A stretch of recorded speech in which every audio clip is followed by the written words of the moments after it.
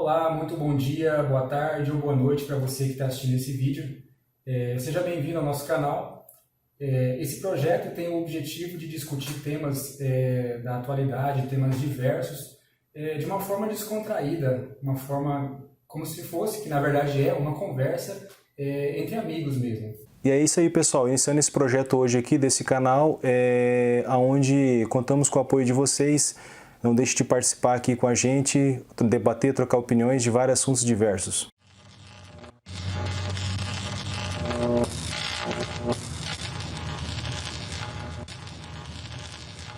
Papo heterogêneo. Eu me chamo Delvan Santos, eu sou tecnólogo em análise e desenvolvimento de sistemas. E aqui vos fala é Alex, sou bacharel em Ciências Contábeis, formado pela Unic. Atualmente não exerço a profissão, mas tenho conhecimento em outras áreas. Lembrando que é importante a sua participação para que esse conteúdo seja visto de vários pontos de vista diferentes, mesmo porque temos aqui duas pessoas de formações diferentes. E se você tem uma formação diferente, tem uma forma de visão diferente, deixa aqui nos comentários a sua visão sobre esse assunto, partindo da sua ótica. E é isso aí, sem mais delongas, vamos para o tema de hoje. É um tema nada mais, nada menos que de suma importância, que retrata a nossa realidade, os dias de hoje. E agora eu vou chamar meu colega Delvan para estar divulgando o tema. É isso aí, Alex. Para começar os trabalhos, vamos começar com um tema que eu tenho quase certeza que todo mundo já passou por isso, já pensou a respeito, em algum momento da vida. Nós tentamos sintetizar o nosso primeiro tema, o tema de inauguração, em uma pergunta: poupar para o futuro ou gastar como se não houvesse amanhã? E aí? Deixa no comentário sua resposta. Eis a questão: poupar para o futuro ou gastar como se não houvesse o amanhã? Cara, eu particularmente sou suspeito. Se a gente fosse poder escolher um caminho a seguir, politicamente correto, eu seria da seguinte opinião: poupar para o futuro. Não sei como que é a opinião de vocês, a opinião do meu colega aqui, o Delvan, até porque eu digo que é um caminho mais conservador, um caminho mais seguro, é um caminho onde você pode traçar objetivos a longo prazo, objetivos maiores, e em caso de emergência você está amparado por uma economia, uma reserva, totalmente oposto do gastar como se não houvesse amanhã, que caracteriza às vezes uma imprudência, às vezes uma falta de conhecimento de educação financeira. Mas assim, acho que no desenrolar vamos adentrando mais a fundo em relação a esse assunto. E eu passo a palavra aqui para o meu amigo. Muito bem, pessoal. Esse é um tema bastante polêmico. Alguns têm uma visão, outros têm outra visão totalmente diferente. Eu penso que as opiniões se divergem de acordo com o meio que cada pessoa está inserido. Porém, existem alguns conceitos que são genéricos e que valem para todos os ambientes. Eu penso que antes de entrar na discussão de se você vai poupar para o futuro ou se você vai gastar como se não houvesse amanhã, penso eu que nós precisamos dar uma espécie de pincelada numa temática mais específica, que seria a temática do consumismo, que é o que seria o motor dessa discussão de poupar ou gastar. Primeiramente, vamos tentar definir o que é consumismo. O consumismo, em literatura, é o ato de você comprar, adquirir um bem ou serviço sem ter a necessidade daquele bem ou daquele serviço. Logo, se você está comprando alguma coisa ou usufruindo de um serviço que não seja elementar, que não seja necessário para a sua sobrevivência ou para o seu uso, a partir daí seria o consumismo. Muito interessante essa abordagem sua, já falando em relação ao consumismo. O que esse consumismo está alencado? O que esse consumismo está relacionado? Muitas pessoas usam o consumismo de várias formas. Eu não sei se chega a ser uma espécie de doença, mas tem pessoas que utilizam para combater a ansiedade. A pessoa está com distúrbio, ela está inquieto, e o ato de gastar, de consumir, isso sacia a primeiro momento a pessoa, né? E causa essa saciez. E outras já usa de outra forma que eu acho ridícula, eu não concordo, mas cada um tem o seu jeito de ser, sua opinião. É para, como é que eu posso te dizer, status social. Se sentir inserido no meio, se sentir, eu sou o poda, eu sou o cara, entendeu? Eu posso, eu consigo, eu tenho algo do momento. E a pessoa vive extremamente o hoje, consumindo sem se preocupar com o amanhã. Exatamente, meu caro. E qual seria a diferença entre o consumo e o consumismo? Acho que eu já falei isso antes, né, nesse vídeo. A partir do momento que você está adquirindo alguma coisa que você não tem a necessidade alimentar, leia-se a necessidade para a sobrevivência, né, que seria a alimentação, um exemplo. Ou que você não esteja precisando. Por exemplo, se você tiver 3 pares de chinelo, você não tem necessidade de comprar mais um, certo? Isso seria supérfluo. A partir daí você começa a modelar o seu modelo de consumo ou de consumismo. Você vai conseguir decifrar se você está consumindo ou se você está praticando o ato do consumismo. Como bem disse o meu colega Alex, o consumismo ele pode ser interpretado como uma doença, na medida em que você esteja satisfazendo alguma necessidade, alguma angústia sua. Lembrando que alguns autores atribuem um papel muito grande da mídia ao incentivo do consumismo, reforçando essa ideia que o Alex colocou, que se você consumir muita mercadoria, muito serviço, além daquilo que você necessita, que você tem um grau de importância maior dentro de uma sociedade. Isso vai muito ao encontro do que o Alex falou. Aí eu acho que também entra a questão do ego, né? As pessoas, elas se mascaram às vezes com o consumismo para se sentir o tal. E é isso aí que você acabou de falar, não leva a gente a lugar nenhum. Pelo contrário, em diversas situações, o cara é pego de calça curta, é pego de surpresa e acaba dependendo de outra pessoa, de ajuda do próximo, porque não se organizou, não se programou. Assim, fugindo um pouquinho do nosso roteiro, né? Assim, curiosidade, e a sua opinião, como que você vê essa questão aí? Se você pende mais para um lado, para o outro, se você acha que tem que dosar, quais são os pontos positivos, negativos? O que você me fala a respeito aí? Então, eu penso que a questão do consumismo ela tem que ser balizada. Como que seria isso? A pessoa traçaria uma linha onde ela vai nivelar se aquele consumismo, isso tendo em vista que ela já se deu conta que ela está consumindo coisas desnecessárias. Vamos imaginar que a pessoa já entendeu que ela está praticando consumismo. No meu ponto de vista, ela devia traçar uma linha para ela conseguir dosar e ter o feedback se aquele ato de consumismo está ocasionando algo destrutivo na sua vida. Um exemplo, uma pessoa que entra em vários crediários e financiamentos ao ponto de comprometer praticamente toda a renda familiar. Vamos imaginar uma situação hipotética onde a pessoa tem um filho que ela de repente precise ajudar o filho em alguma coisa e por conta do comprometimento compulsivo, vamos dizer assim, ela não tem condição.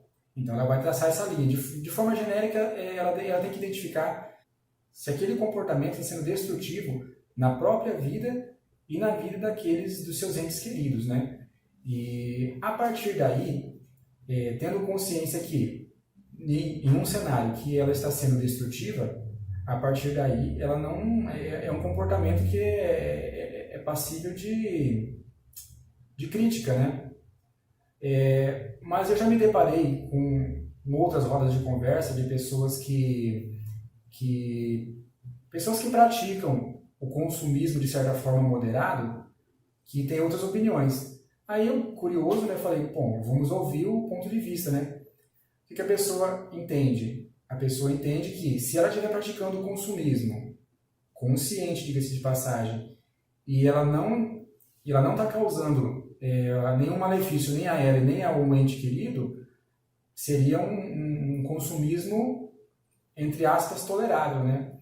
Mas, agora, a partir do meu ponto de vista, o divisor de água, e eu penso que todo mundo deveria, né, acordar de certa forma, o divisor de água seria: esse comportamento está sendo destrutivo para você? Você vai lá, pratica, compra, faz uma compra exorbitante fora do seu orçamento. Você volta para casa e você se sente mal ou entra num princípio de depressão, ou enfim, tem alguma esse ato te causa algum malefício? Eu acho que esse seria o ponto individual a se contestar, entendeu? Porque o consumismo em si, sem entrar no mérito de que gera outros transtornos que seria alheios à pessoa e à vida pessoal dela. Existem, claro, outros transtornos aí que dariam uma discussão de dias. Mas, enfim, o principal, o básico, seria no meio onde ela se encontra, né? Se está acontecendo alguma coisa que fala, se eu não tivesse comprado determinado objeto, se eu não tivesse gastado aquele dinheiro, eu estaria melhor. Acho que a pessoa tem que ter essa baliza, se é um comportamento destrutivo ou se é um comportamento que não está lhe causando mal. Entendi. Então, sua opinião, assim, a pessoa tem que olhar para o tamanho do passo das suas pernas. Se tiver comportado ali, né, não se prejudicar a ninguém ao seu redor e nem a si mesmo, tá tudo válido, né? Partindo desse princípio. Partindo desse princípio, é válido na vida pessoal. Só que, assim, existem vários outros transtornos, como eu citei, que extrapolam a vida pessoal. Aí eu não sei se a gente vai entrar nesse mérito. Por exemplo, o consumismo, ele degrada a natureza. A partir do momento que você consome algo em excesso, você tem que lembrar que não é só você que está consumindo em excesso. Existem várias pessoas que praticam o mesmo comportamento. Logo, esse recurso vai ficar escasso. Logo, vai ter mais árvore cortada, mais lixo acumulado. Enfim, tem todo um contexto que a gente pode ou não levar em consideração. Mas na vida pessoal, seria, no meu ponto de vista, a primeira baliza para a pessoa tomar uma decisão. Bacana, bacana. Eu percebi que a gente já descreveu até bastante sobre o consumismo, que alguns é por impulso, por ansiedade, outros usa para alimentar seu ego, ter um status social. Só que assim, eu quero falar um pouquinho sobre o poupar. Por que eu sou defensor dessa tese?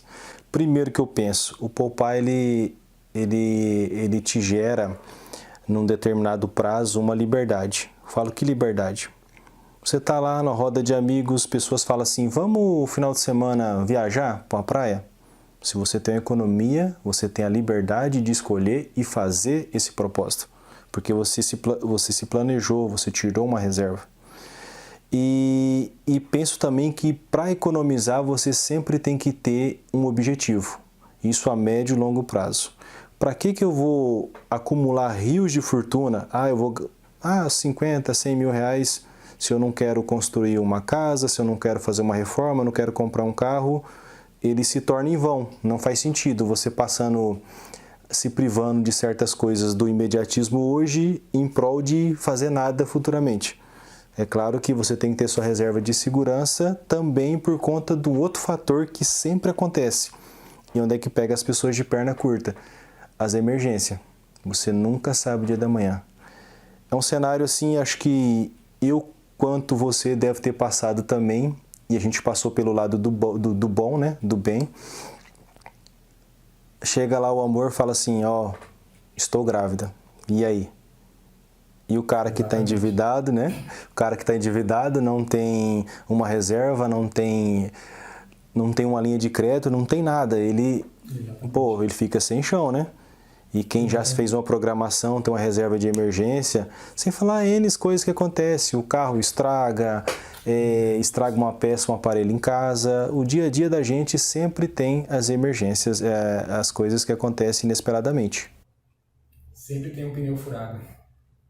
Inclusive, em algumas literaturas, elas pregam que para você planejar um futuro de liberdade financeira, elas não pregam a total falta de consumo. Mesmo porque nós somos seres humanos, o nosso cérebro trabalha de uma forma específica. Acho que todo mundo já ouviu falar no sistema de recompensa, né? O nosso cérebro se sente recompensado por alguma coisa e ele tende a repetir aquele ato para adquirir mais recompensa. E isso acontece quando você consome muito e tem prazer em consumir, o seu cérebro vai associar isso com prazer, né? E vai tender a repetir. Pois bem, em algumas literaturas de liberdade financeira, eles também levam isso em consideração. Eles pregam que você precisa sim poupar para o futuro, mas também você precisa alimentar o seu sistema de recompensa, que seria alguma coisa mais imediata. Então, você, de acordo com algumas literaturas, você precisa se deixar dar alguns mimos para você entender, aliás, para o seu cérebro entender que aquele planejamento que você está tendo também gera uma recompensa a curto prazo e também te ajudar a continuar com esse planejamento de liberdade financeira. Porque se você só poupar e não sentir prazer naquilo que você está fazendo, de modo geral, o seu cérebro vai tender a te boicotar e não deixar você ir para frente. Então você precisa também usar esse seu sistema de recompensa a seu favor. Algumas pessoas, como que eu posso dizer? Algumas pessoas são escravas desse sistema de recompensa. Logo, elas só querem a recompensa sem pensar no restante que tem por vir, nos contratempos, nos pneus furados da vida, em alguma coisa que ela precisa, numa doença, por exemplo, né? Enfim, entendendo esse sistema, você consegue se planejar e usá-lo a seu favor também. Bacana, essa argumentação sua me fez lembrar de Estava assistindo uma live esses dias de um especialista lá em comportamento humano e diz que nós somos tendenciosos a limitar. Quando eu chegar lá no topo da montanha, eu vou ser feliz, né? Quando chegar a isso, eu vou... Só que a gente acaba esquecendo que nesse caminho tem um percurso. Não adianta só você estipular quando chegar lá. Você tem que ser feliz hoje, amanhã, depois. E a sua caminhada, você tem que ter essas recompensas, esses momentos prazerosos para chegar lá, para ter energia para chegar lá no seu objetivo maior, que com certeza será mais prazeroso ainda.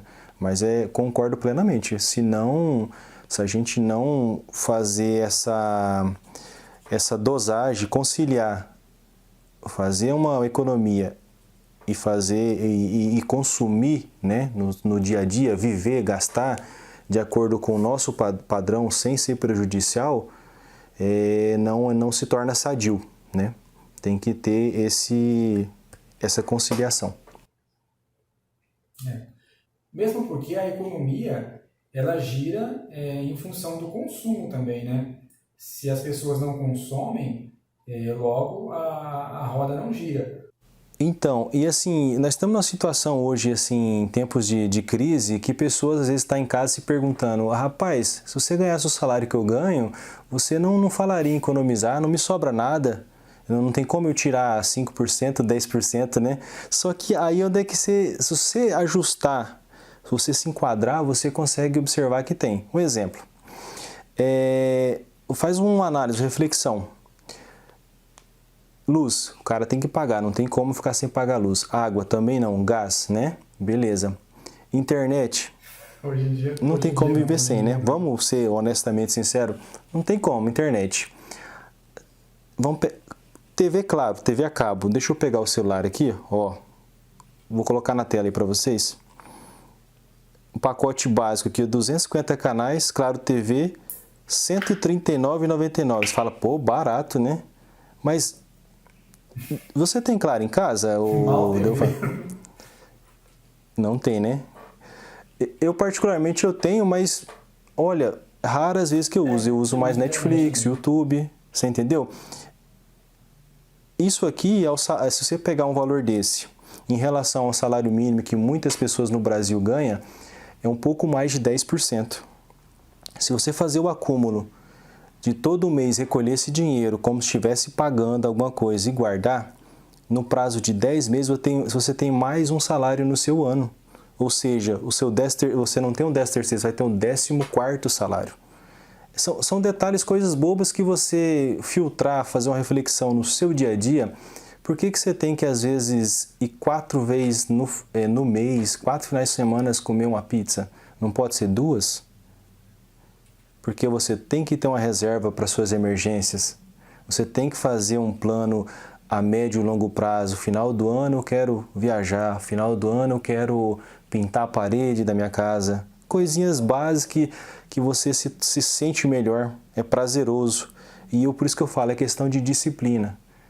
Desde pequenininho, às vezes, eu acredito que eu estou meio desatualizado nessa questão, não sei se isso é grade escolar, mas deveria ter nas escolas, ensino fundamental. O que você me fala? Sei que então, tá mais isso que eu ia dizer, pelo menos a nossa geração, eu não me lembro de ter tido aula de educação financeira aprofundada. E eu penso que hoje a grande maioria das escolas também não aprofundam muito o tema. O que ocasiona um déficit muito grande na vida adulta, né? Porque é um recurso, é uma matéria que a pessoa usaria para a vida toda, né? No entanto, ela não aprendeu quando criança e faz falta quando adulto. E realmente, na minha época escolar, eu não me lembro de ter tido essa matéria, educação financeira, e assim, é algo que eu prezo muito e vou estar tentando repassar para os meus filhos, para quem eu conheço e tal. E conclusão do nosso assunto de hoje, né? Realmente a gente tem que ter uma conciliação. Os dois modelos têm os lados positivos e negativos.